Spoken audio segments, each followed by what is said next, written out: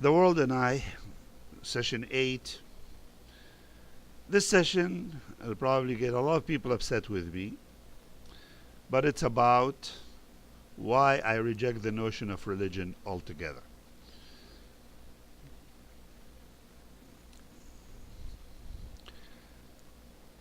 For a man who believes in God, you would think that I should belong to a religion, and uh, and and yes, I actually even practiced in my life many rituals of religion. I was brought up Christian, uh, and I don't really deserve to be labeled as such, uh, but I have attended in my life other rituals from different quote religions, rituals that Muslims, Jews, rituals of Buddhists, Krishna. Uh, I've seen rituals from uh, the native Indians, etc. I've been exposed to all kind of religions, so I can understand it if people will be upset with me and saying, "Why do you think that the notion of religion is not a good one? Why do I not believe that religion is necessary?" Well, actually, that is the central point. Religion becomes an organization to which the leader of that religion or the author or the owner forces the masses that accept that religion to submit to a certain rituals that they must perform in order to be labeled as members of that religion. And that, in my mind, frankly, does not bode well for neither the first principle of the vertical direct relationship of person to God, nor with the second principle of treat others as you wish they treat you. Because inherent in most religions is the notion that my religion is the right one, and therefore there is an implied preference of those members of my religion over other people who don't belong to my religion. That in itself I reject point blank, because I think that again is rejection and denial of the rights of the other people to think what the way they want to think. And that troubles me greatly, and has troubled me in the past and continues to trouble me. But the reason why I have come to the conclusion that religion is not necessary for uh, maintaining a personal relationship with God, the reason is simple and obvious.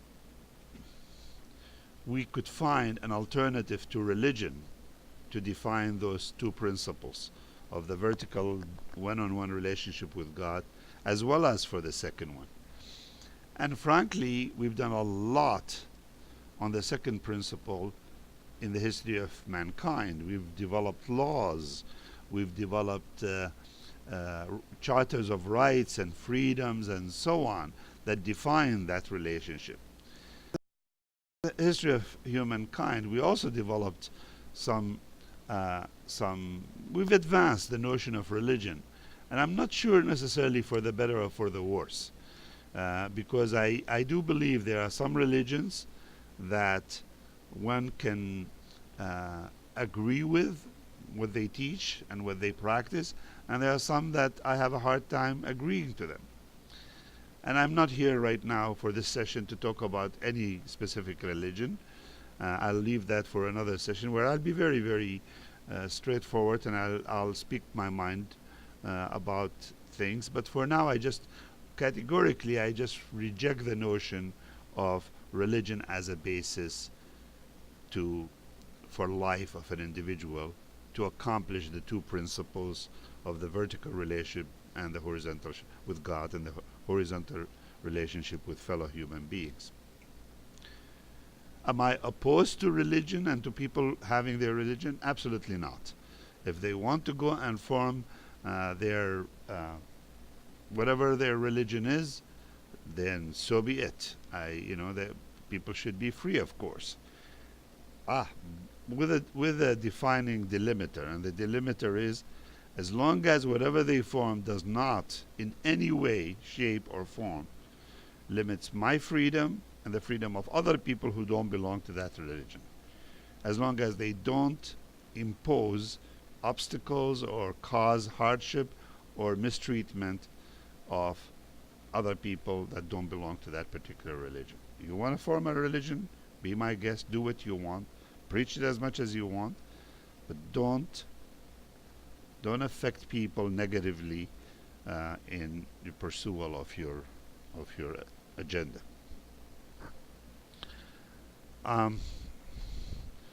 So that's really the other thing about religion, and I have studied it a great deal, is that some religions have actually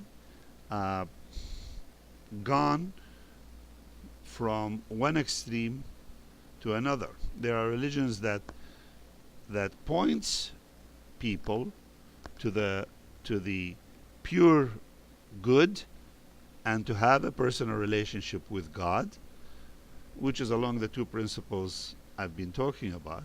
But there are other religions who preach exclusivity, who preach that you can only go to that God if you follow what I'm saying.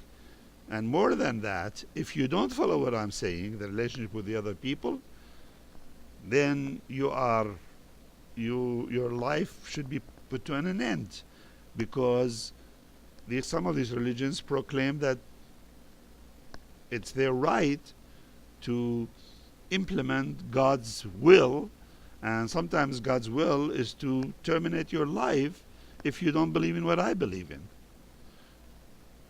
I can absolutely not agree to that type of a notion.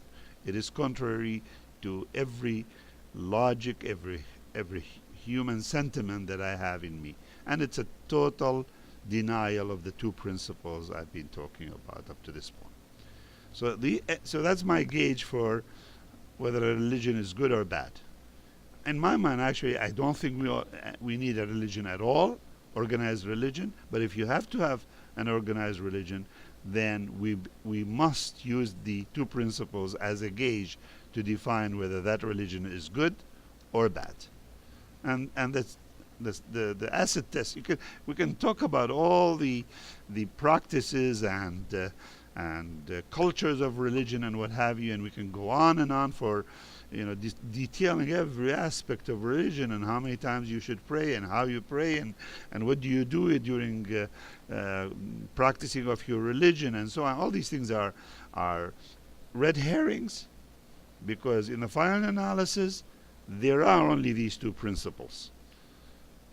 How does this relationship help your own personal relationship between the human being and their God?